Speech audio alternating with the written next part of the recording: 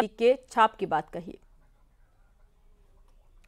Party को जनता ने बार बार नकारा है, लेकिन इसके बावजूद भी कांग्रेस पार्टी तुष्टीकरण की राजा है, से बाज नहीं आ रही है।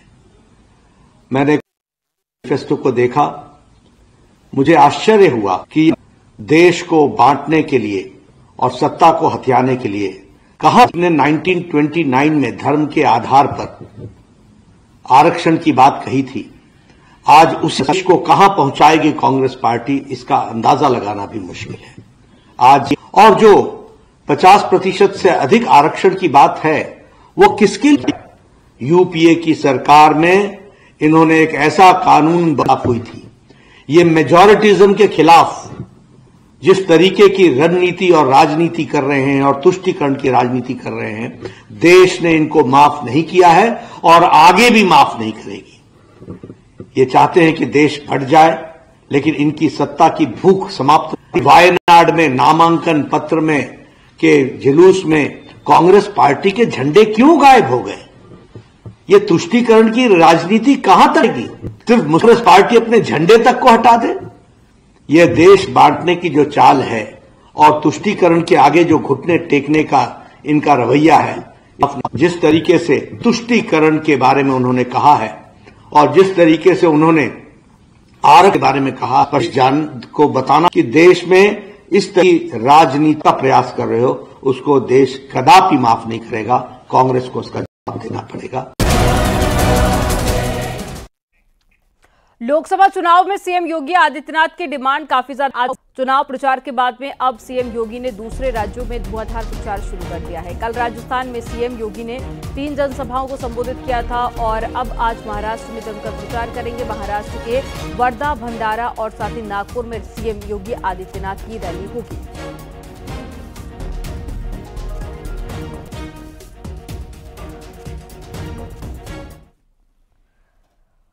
बरेली में आज बीएसपी की जनसभा होगी और बीएसपी के राष्ट्रीय कोऑर्डिनेटर आकाश आनंद जनसभा को संबोधित बरेली और में शामिल होंगे और सुप्रीमो मायावती के भतीजे और राष्ट्रीय समन्वयक ऋषि के समर्थन में जनसभा होनी है। तो बरेली बसपा प्रत्याशी मास्टर छोटेलाल गंगवार और आंवला सीट से प्रत्याशी आबिद अली के समर्थन में जनसभा होगी।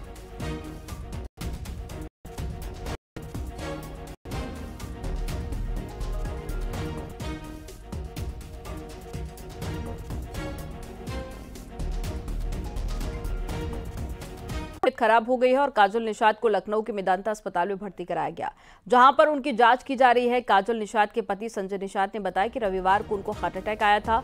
चुनाव प्रचार के दौरान निषाद के अस्पताल में भर्ती कराया गया, जहां इलाज के बाद में डॉक्टरों ने काजल निषाद को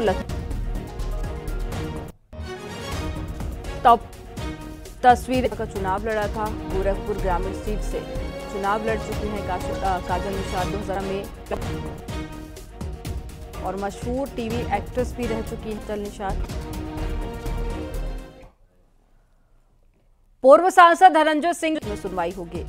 जस्टिस संजय कुमार सिंह की सिंगल बेंच पे दोपहर के वक्त में सुनवाई होनी है। जौनपुर की एमपी एमएलए कोर्ट से 7 की सजा मिली। अपहरण करार सजा का ऐलान किया गया था। अगर सजा पर रोक नहीं लगी तो धनंजय सिंह लोकसभा का चुनाव नहीं लड़ पाएंगे।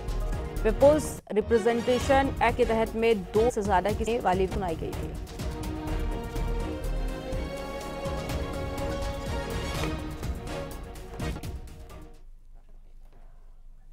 खबर अमेठी से है, जहां पर केंद्रीय मंत्री स्मृति ईरानी आज अमेठी पर हैं। यहां पर दौरे की शुरुआत करेंगी और इसके बाद में वे बहादुरपुर ब्लॉक के वीरांगना Avantibai Lodhi public inter college में कार्यक्रम में पदाधिकारियों के साथ में बैठक भी करेंगे।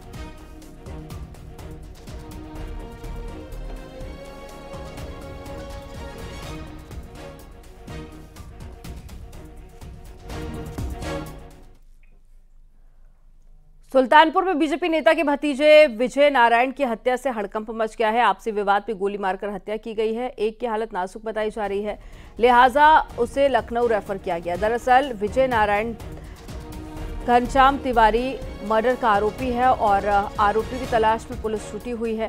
पुलिस ने 2 लोगों को हिरासत में ले लिया है। पार्टी के दौरान विवाद हुआ था और विवाद के बाद में आपस में गोली चल गई। ये जानकारी पुलिस की तरफ से साझा की गई।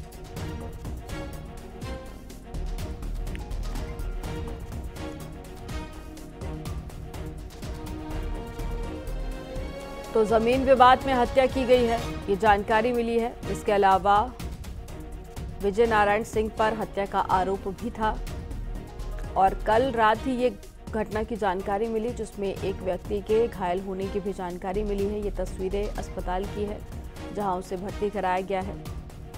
तो जमीन विवाद में ये हत्या की गई है। मामूली सी बात को लेकर विवाद हुआ था और उसके बाद में आपस में गोली चली।